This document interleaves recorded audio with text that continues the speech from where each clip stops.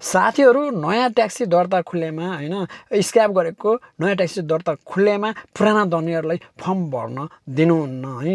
पुरानै धनीलाई स्क्रैप गरेको सट्टा भर्न दिनु हुँदैन है।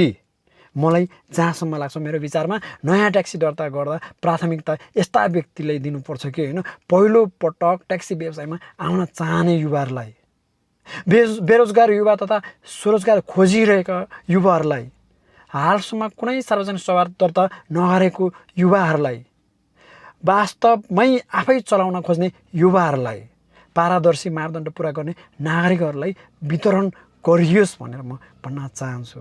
यदि एउटै व्यक्तिलाई धेरै ट्याक्सी दर्ता गर्न पाउने व्यवस्था भयो भने नयाँ युवा साथीहरूले अवसर पाउँदैनन्। सिन्डिकेट र कालो बजारी झन् बढ्दै जानेछ। सीमित व्यक्तिको हातमा बजार जान सक्छ। त्यसैले एक व्यक्ति एक प्राथमिक अवसर जस्तो नीति धेरैले न्यायपूर्ण मान्नेछन्। पुराना दलालहरूलाई होइन वास्तविक चालक र नयाँ व्यवसायहरूलाई अवसर दिनुपर्छ। अबको नयाँ सरकारले, अहिले हालको नयाँ सरकारले वर्षौँदेखि दलाली गरेर कोटा कब्जा गर्नेहरूलाई होइन, मेहनत गरेर आफैले चलाउनेलाई प्राथमिकता दिनुपर्छ। युवालाई रोजगारी र स्वरोजगारको अवसर दिलाउनुपर्छ। निष्पक्ष र पारदर्शी प्रणालीको आवश्यक छ नेपालमा। अहिले एक व्यक्ति सीमित ट्याक्सी नीति आए मात्रै न्याय हुन्छ भन्ने धेरैको आवाज गुनाइरहेको छ, गुन्जिरहेको अवस्था छ।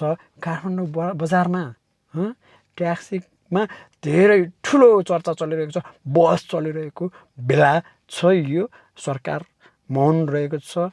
ध्यानाकर्षण जाओस् र नीति नियम एकदमै सही ल्याओस् भनेर म भन्दै